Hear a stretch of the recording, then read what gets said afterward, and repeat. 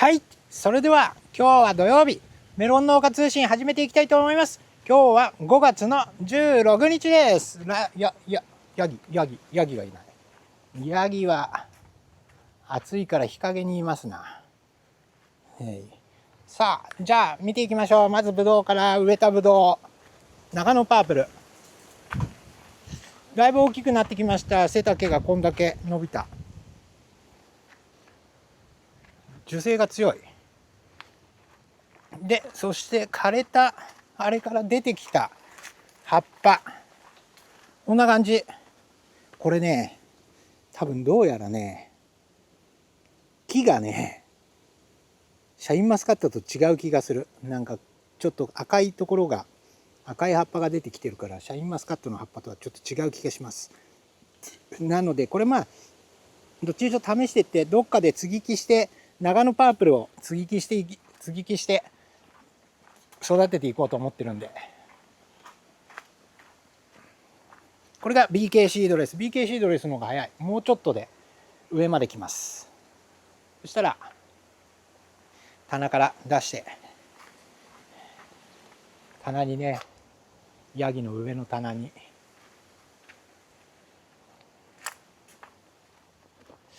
で、お家なんでちょっと次に収穫になりますな。はい、素晴らしいメロン。ちょっと大きすぎ、端っこだからか。はい、綺麗なメロンです。ちょっとうどん粉っぽいな。うどん粉やった方がいいや。田んぼ行ったり来たりだから、予防関係もちょっと手薄になってきてる部分があるんで、ちょっと一回気を引き締めてやっていこうと思いますが、まだ終わってません。田んぼあと1枚、水が入らない。水の取り合いです。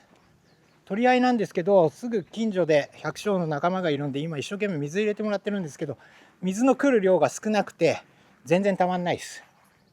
たまんないと白がかけない。今白かき中です。白かきの動画はまたいずれあげます。で、どんどん進んでいきましょうか。まずは芝生も完全に緑ですね。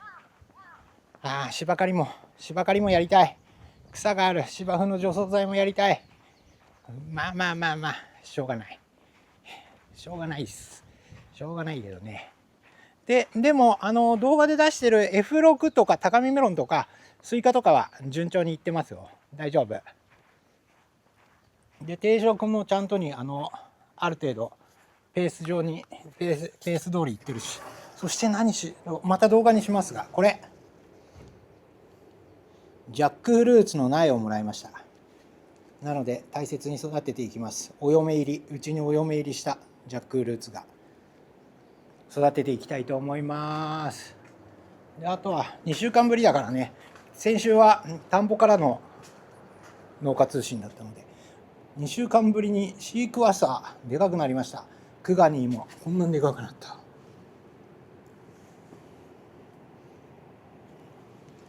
未生で柑橘はやったことない。苗を買ってきてみかんはなってるんですけど、いいことだ。楽しみだ。で、あとはあれだ、岡山のメロン。岡山から来た固定種。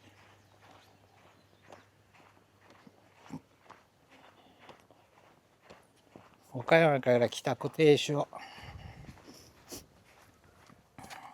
じゃんじゃじゃーん。はい、これが岡山の夏一。ちょっと固めで来てます。ちょっと緩んできたな。朝まで硬かったのに。これは夏4。いい感じ。ネットが来てる。早いやつはネットが来てます。これみやび夏硬い。ネット来てる。そしてこれがうちの夏4です。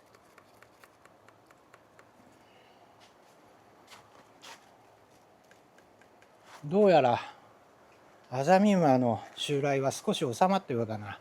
でもまだなんかいるな。このプツプツがね、アザミウマの食害なんです。食われた後。でもだいぶ収まった。よかった。こっちはうちのメロン。綺麗なネットが入ってきてる。やっぱり時期に合わせたメロンだな。でも夏4とかも時期に合ってるはずなので、ここはみやび。また早めにもう一発何か予防やろう。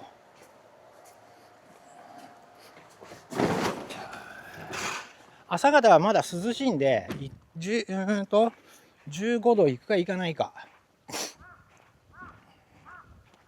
で、ここに F6 やってあります。もうそろそろ後輩になるんで、動画をだんだん進めていきます。もう、昨日かな、静止の動画上げて、次、もう、ヤゴ揃え、後輩の揃えるやつやったんで、あとこれ、シャインマスカット、やばい。どんどん早いやつ、花が咲いてきた。ストレプトマイシンやらなきゃいけないのに。花切りはね、ポツポツやってるんですよ。これも咲いていく。やばい、下手したら満開になる。ちょっと、ペース上げてやっていきます。誘引とともに。で、次はあっちだね。この隙に少しずつ歩いてる間に、コメント返ししていきたいと思います。1週間コメント皆さんありがとうございます。先週の白書きしながらの農家通信の動画で、本田さん、こんにちは、頑張ってください。疲れが出ませんように。まあ大丈夫です。なんとか。そんなに疲れてないです。名古屋道さん、心配していましたが、そういうことだったんですね。すいません、一日遅れて。で、本田さん、森田農園さん、暖かくなってきたので、百日草の種を買ってきました。仏場のようです。今、巻いてるってことは、お盆用か。お盆用の百日草、いいじゃないですか。名古屋民進さん、森田さん、こんばんは。絹さやが終わって、やっと場所が空いたので、ディーバを明日植え付けます。少し苗が大きくなってしまいました。5日前のコメントなんで、もう多分終わってるでしょうね。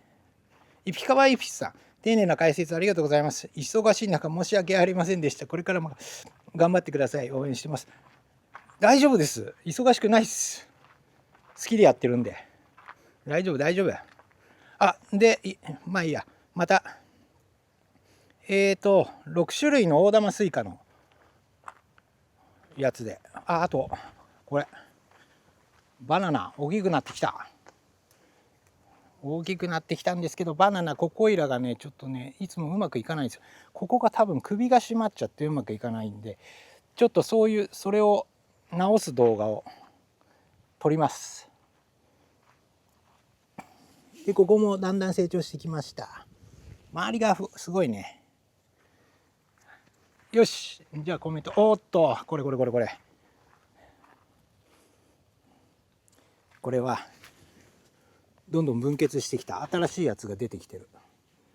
これがどんどんブッシュになって、こういらない葉っぱがどんどん出てくから、だんだんサトウキビも太くなってきた。もう暖かくなってきましたな。これなんかすげえ分結してるよ。12345 6個も出てる。俺はいらない葉っぱ。だんだん枯れてきたら取ればいいんだよ。でね、そら豆食べたらすげえうまかった。ちょうど歯黒が出ていい感じだった。まだあと 2,3 回いけます。もうでも終わりですね。今週中に多分食べきっちゃいますね。はい。じゃあコメントいきましょう。コメント。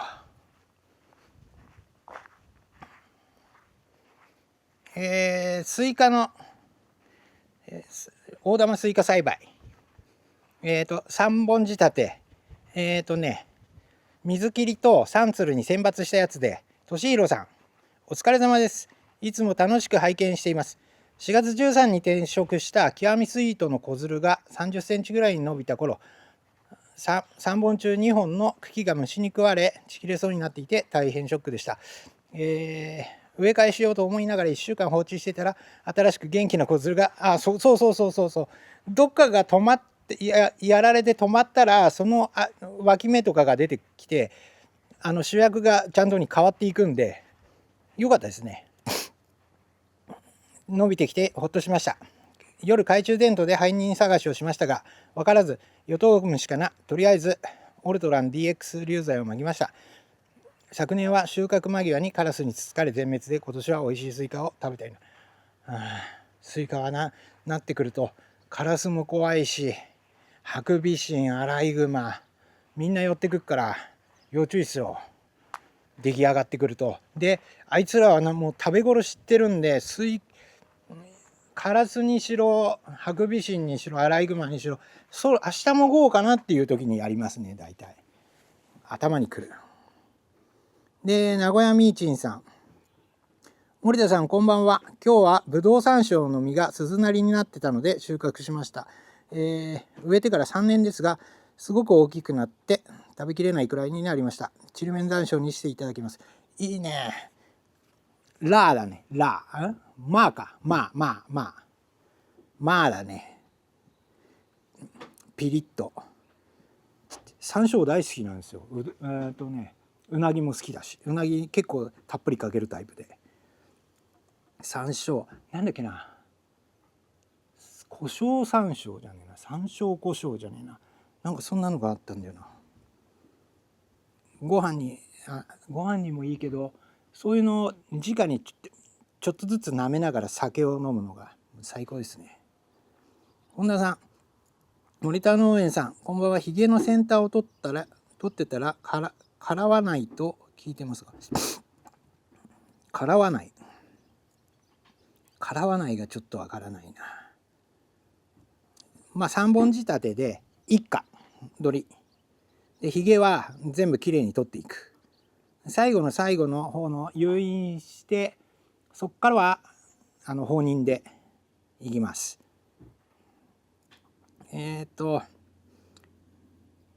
ロジメロン、さっきのメロン農家通信、釣り吉やっくんコメントありがとうございます。苗は本葉3枚で定食しました。ビニールハウス後天でしおれる現象ですが、定食時にポット下に化成肥料と有機肥料を入れたのが原因。後天3枚、本葉3枚で植えてるってことは植え遅れはないな。すっごいちょうどいいタイミング。後天だと、で有機肥料を植え肥やしみたいな感じで入れたのか、化成肥料と。後天だと光合成が活発となり、根から肥料成分吸い上げを嫌ってしおれたのかなと勝手に解釈しています。その2週間後に定食した森田メロン春系や高見ディーバには有機肥料少々にアミノ液比で活発に成長しています。またハウス内透明マルチから白黒マルチに変更したので、約8度くらい、地温低下できているようです。昨年は高温多湿の環境で肌にの猛攻撃を受け、薬では抑えることは絶対に不可能だと経験したので、もう片方アミドキュームになっています。そうだね、アミドキューム、っていうの。あとは透明マルチはもう春には暑すぎますね。冬から春に来る時に、例えば2月3月から定食していくんだと、序盤には透明マルチで透明マルチっていうことは草を予防してるわけじゃないから、地温を目的で多分やってたと思うんだけど、もうこのぐらいの温度になってきて、昼間の温度がこんな高くなってくるともう剥がしちゃう方がいいですね。そう透明マルチ本当に温度一番上がるからね。黒マルチより全然上がるから、地の中の表面温度じゃなくて地面の中が。白黒マルチはいいですね。白黒マルチだったら夏までそのまんまでいけます。でダニはもう初期防除なんだけど、肌にそんなに来ないな。アザミウマとかコナジラミ、それを用心して予防というか、防除をある程度うまくやっていくとダニの心配はそんなにないんですよね。ただ水が切れすぎると、例えば仕上げとかに水を少なくしすぎたりすると赤ダニとかダニが寄ってきます。ダニは乾燥が好きなんで、水切ると葉っぱ自体もかなり乾燥してきたり、葉っぱがまあそうだね、水が吸えないから吸えないんだけど蒸散はしてしまったりとかするからなっちゃうんで、乾かしすぎも良くないんですよ。特に仕上げに向けて葉っぱが乾燥するほど水は切らない。ある程度最低限水はあるように、それでいて水はちょっと少なめに、ちょっと難しいですけど、はい、そんな感じでいきましょう。で、しおれる現象も治ってきたんなら良かったです。まあ初期活着の時に根っこの動きで何かあったんですかね。でも良かったです、鶴吉くん。太陽熱ビニール除草のショート動画にコメント、IHE800 さん、夏に黒いビニールしていたら3時間ぐらいで草が焦げたみたいに枯れた。ああ、そう、黒でも枯れますね。3時間で枯れたんだ。表面中まで行ったのかな。透明だともう中の方まで行って、で長持ちがすごいですよ。結局秋までそれ枯らしたものをそのままにしといたら秋までそのままいけちゃいました。はい、次。メロンのスイカ栽培の昔の動画だ。1、無加温未生ハウス祭り林37とをやってた時の2023年の動画。パスキュラロードさん、ありがとうございます。メロンの100倍はスイカが好き。沖縄の視聴者さんも言ってたら、メロンで見てたんですけどスイカの方が好きですって。まあでもメロンもスイカもうまいんですけど、今の時期になるともうスイカの時期ですね。暑いしスイカ食べたいね。はい、スイカ3本仕立ての動画、ティニー・ハーベン・ダイリーさん、どこの人だこの人は。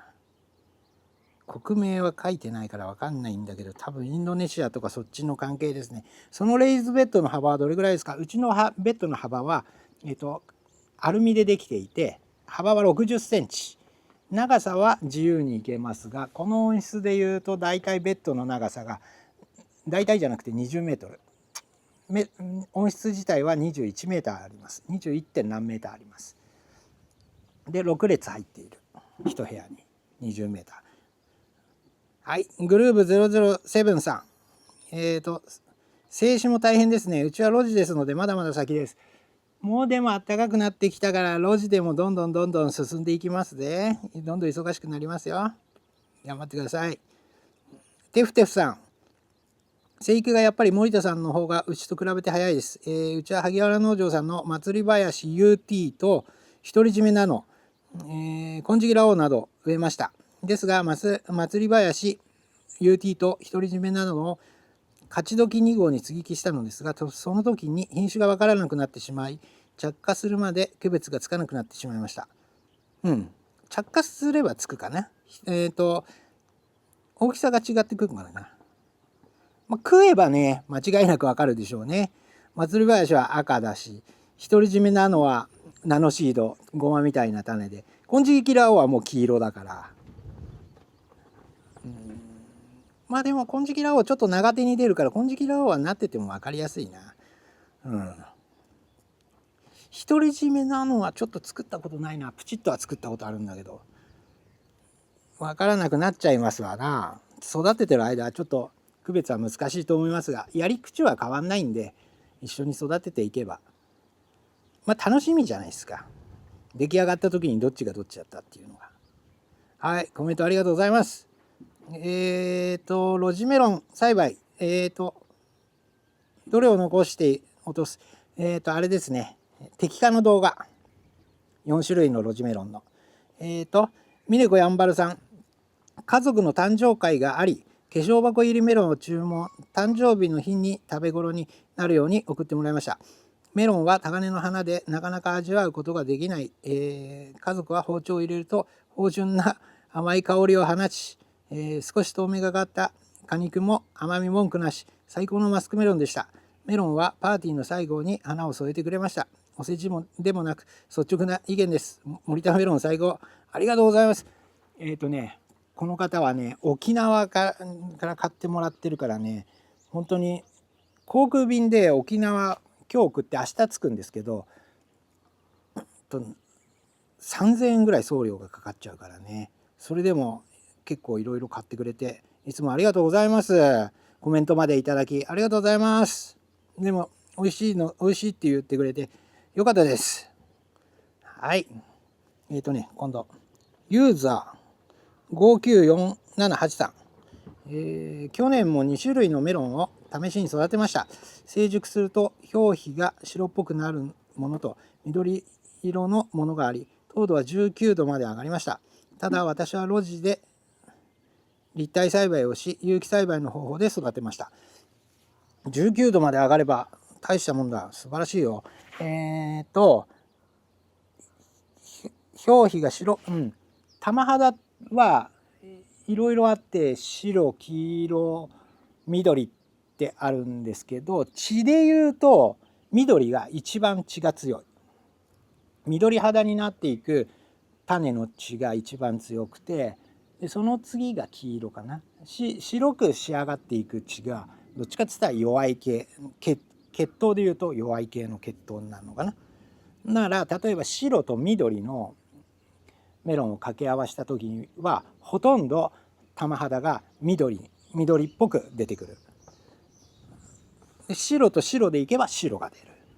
そんな感じですね。でも19度有機栽培、露地で立体栽培、有機栽培、うちも防除とかは農薬で防除はしますけど、土の中に入ってるものは 100% 有機肥料だし、あとは液肥もアミノ酸も味の素の搾りかすのアミノ酸だし、そんなに化成系のものはほぼ入ってない。全部天然の成分で入っていくから、その点味とかに関しては有機ですね。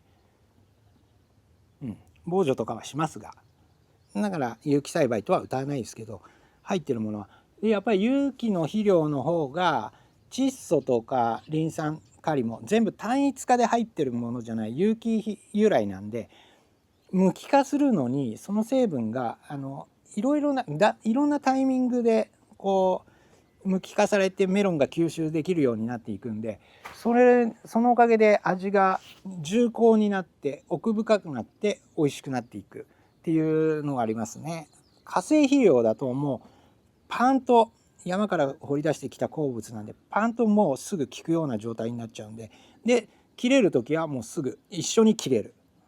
こう多層的になっていないから、単一化されてるから、なかなかそれもよしあるし、有機だと効かせたい時にはバンと効かせられないから、前もって効かせたいところに時期の1週間10日手前に追肥したりとかしなきゃいけなくて、で化成的なものは置いてもう数日ですぐメロンが食べられるような状態になる、植物が食べられるような状態になる、そういうところもありますね。でも僕も、有機のやり口で慣れてるんで、早めにこの1週間ぐらいで無機化するだろうな、この成分というか原料はっていうののタイミングを合わせながらやっています。うちの肥料もね、窒素成分でいうと魚かすとか菜種かす、油かすとかそういう成分を全部入れていくと最低でも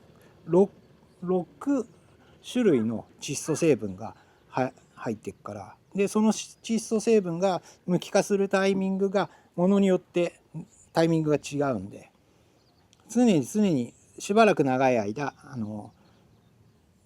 窒素成分が効いていくっていうような感じになってますね。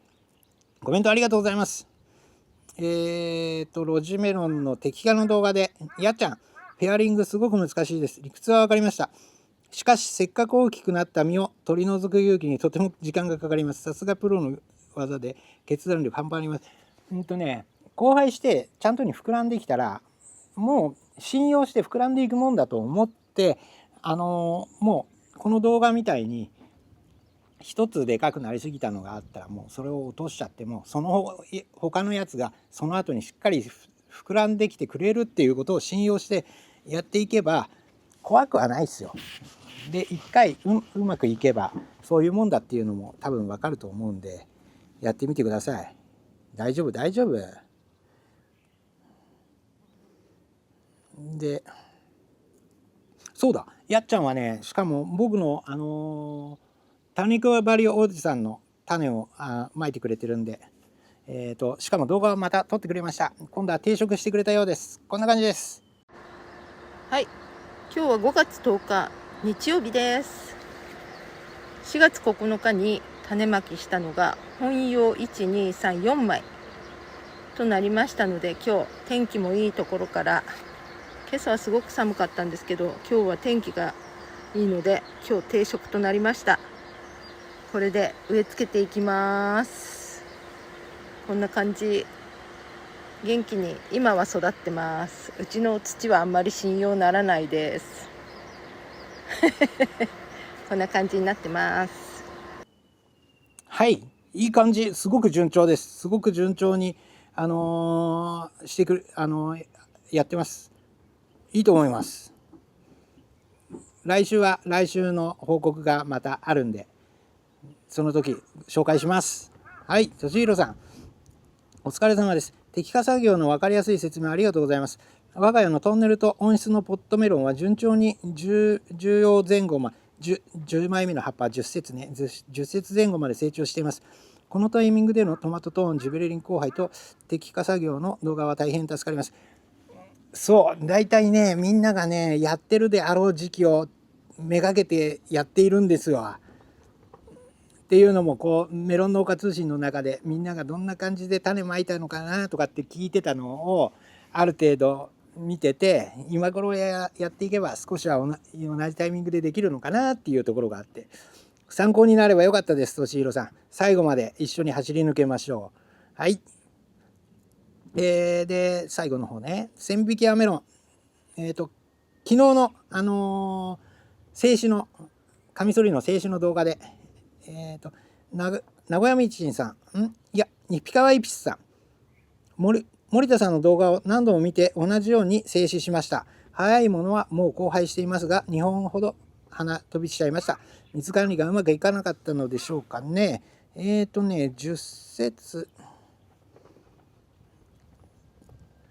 早いものはもう交配している。多分このやつの立ち木の一本仕立てのメロンで花飛びがっつり花飛びしちゃってるのかな。少し上にはついてんのかな。この親づるで12節から15節ぐらいに交配したい場合だと、もう育苗の後期、育苗植える手前の時にもう花芽文化が済んでるって言われてるんだよな。だから育苗の時か、もしくは活着っていうか最初の植え付けのタイミングの時に何かストレスがあって花飛びしたのかもしれない。ただ今暑さとかはそこまで暑くはないので、20節も先に行かないと花がつかないっていうこととかはないと思うんだよな。思うんです。だから待ってればそのうち行きますね。水の管理とか定食後の水の管理とかでは花飛びしないかな。今の時期は多分育苗とかもしくは活着、そういう時期のストレスかもしれないですね。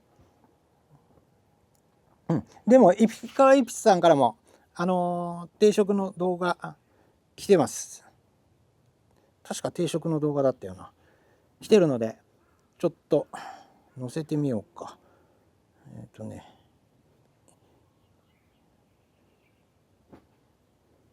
もう結構軸がしっかりしてる。定食後2週間と、の動画じゃない、写真が届いてるのでこんな感じです。2枚すごく順調で、木もしっかり、これ心配ない。よくいっているよ。さらにもう一人清太郎さん、これね種配りおじさんで配ったやつ、さっきのやっちゃんのやつも種配りおじさんで配った種のメロンなんで、清太郎さんもこんな感じです。兄弟です。兄弟。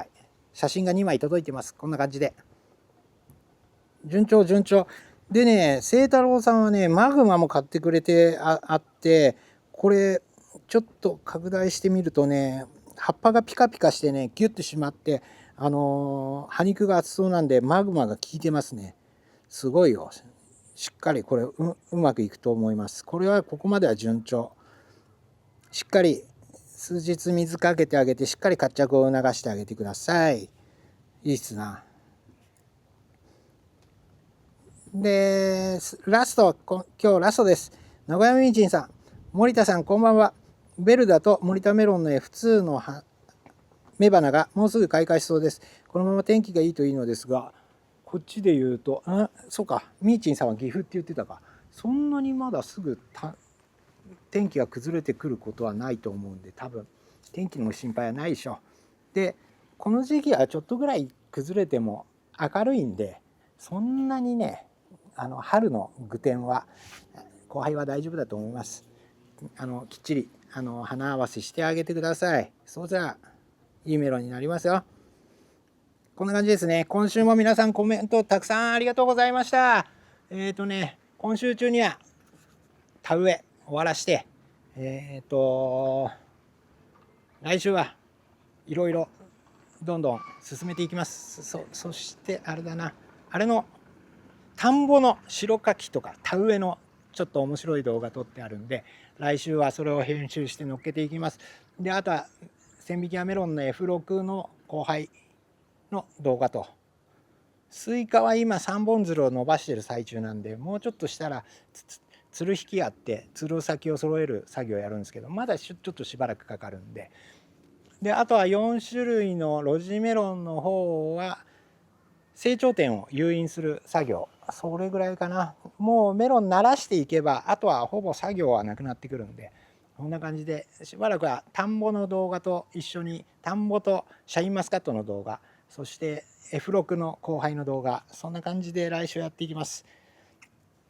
はい、そして来週はこの帽子が夏仕様にメタモルフォーゼチェンジしてたらあれが田植えが終わった証拠なんで、毎年田植えが終わると帽子を夏用に変えていくんで、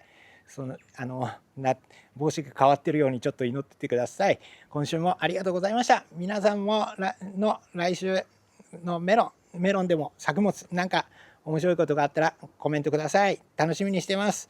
よかったらグッドボタンをください。チャンネル登録いただけるともっと嬉しいです。ありがとうございました。以上。